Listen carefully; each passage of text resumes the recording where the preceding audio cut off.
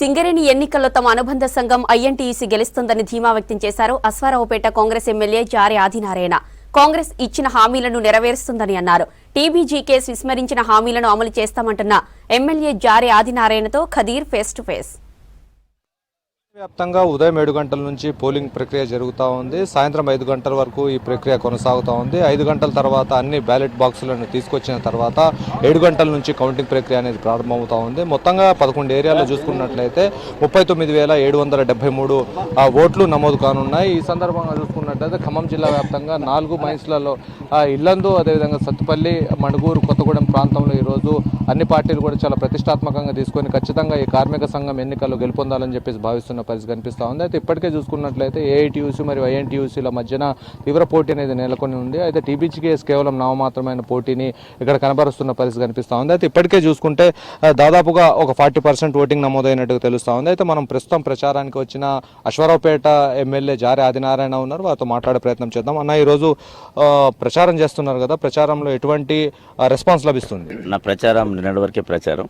ఇవాళ కేవలం ఎలక్షన్ ఎలా జరుగుతుంది, అవేర్నెస్ అంటే ఎలా ఎలక్షన్ జరుగుతుంది, ఓటింగ్ సరళ విధానం ఎలా ఉంది అనే దాని మీద ఈరోజు కేవలం నేను వాస్తవం ప్రచారం మొన్నటి వరకే క్లోజ్ అయింది. కానీ ఈరోజు అంటే ఎనాలిసిస్ ఎలా ఉందనే ఆలోచనతో నేను ఇలా చేస్తాను. అందులోకి నాకు ఇక్కడ ఇన్ఛార్జిగా నేను వ్యవహరిస్తా ఉన్నా. ఈ సెగ్మెంట్కి నేను ఇన్ఛార్జిగా వ్యవహరిస్తాను. అద్భుతంగా ఇప్పుడు ప్రజల నిర్ణయం, అదేవిధంగా ఉన్న ప్రభుత్వం, కాంగ్రెస్ ప్రభుత్వానికి అనుసంధానంగా ఉన్నటువంటి ఐఎన్టీయూసీ ఖచ్చితంగా కార్మిక సోదరులందరూ కూడా అద్భుతంగా గెలుపు దశలో ముందుకు తీసుకెళ్తా ఉన్నారు. సాయంత్రం ఉన్న ఓట్ల లెక్కింపులో అత్యధిక మెజార్టీతో ప్రభంజనం మేము చేయబోతా ఉన్నాం. అయితే గౌరవ అధ్యక్షురాలుగా ఉన్న కవిత టీబీజీ కేసుకు సంబంధించి కనీసం తాత్కాలికమైన కనీస పోటీ లేకుండా ఈరోజు వాళ్ళు వ్యవహరించడాన్ని ఏ విధంగా చూస్తారు? అది వారి నిర్ణయం, వాళ్ళ ఆలోచన విధానంతో వాళ్ళు చిన్నది.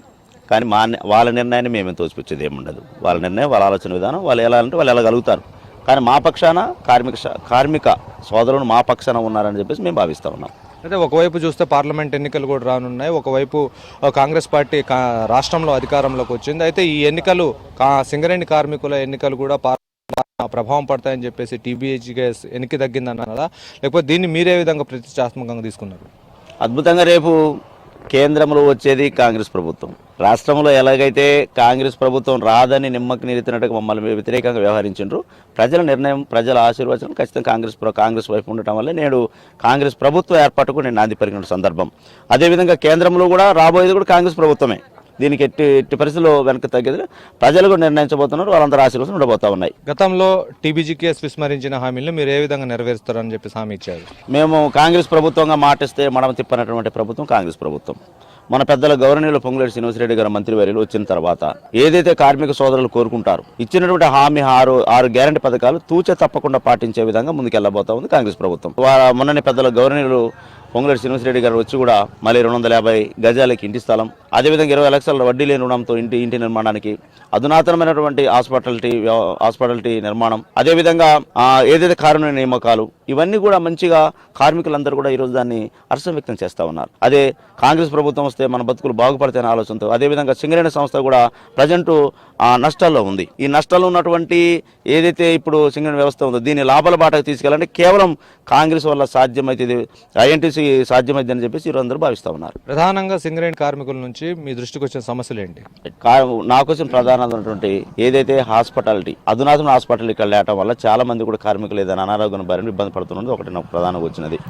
అదేవిధంగా నిరుపేదలు ఏదైతే కార్మిక సోదరులకి ఇల్లు లేనటువంటి పరిస్థితులు చాలా మంది ఉన్నారు. వారికి కూడా వాళ్ళకి భరోసాగా 20 లక్షల రూపాయలు వడ్డీ లేని ఉండటం, అదేవిధంగా స్థలం లేనటువంటి కార్మికులు కూడా చాలా మంది ఉన్నారు. వారికి కూడా 250 గజాలు ఇచ్చేటటువంటి ఒక బృహత్తర కార్యక్రమాన్ని కూడా చేపట్టబోతోంది. అదేవిధంగా కారుణ్య నియామకాలు కూడా కేవలం అనుసంధానంగా ఉన్నటువంటి ఐఎన్టీసీ ద్వారా మనం గనక వారికి అవకాశం ఇస్తే ఖచ్చితంగా కూడా మనకి హౌసింగ్ కార్పొరేషన్ వస్తుందని కూడా వాళ్ళు చెప్తా ఉన్నారు. మొత్తంగా చూసుకున్నట్లయితే ఇప్పటికి జరిగిన ఎన్నికలు 6 సార్లు జరిగినాయి. 6 సార్లు జరిగిన ఎన్నికల్లో 2 సార్లు ఐఎన్టీయూసీ గెలుపొందడం జరిగింది, 2 సార్లు టీబీజీ కేసు గెలుపొందడం జరిగింది, 3 సార్లు ఏఐటీయూసీ గెలుపొందడం జరిగింది. అయితే ప్రధానంగా ఈ రోజు 7వసారి జరుగుతున్న ఎన్నికల్లో ఖచ్చితంగా ఐఎన్టీయూసీ విజయఢంకా మోగించబోతుందని చెప్పేసి జారే ఆదినారాయణ ధీమా వ్యక్తం చేస్తున్నారు. ఇది మొత్తంగా సింగరేణి ఎన్నికలకు సంబంధించిన అప్డేట్స్. వీడియో జర్నలిస్ట్ హర్షత్తో ఖదీర్, V6 న్యూస్, కొత్తగూడెం.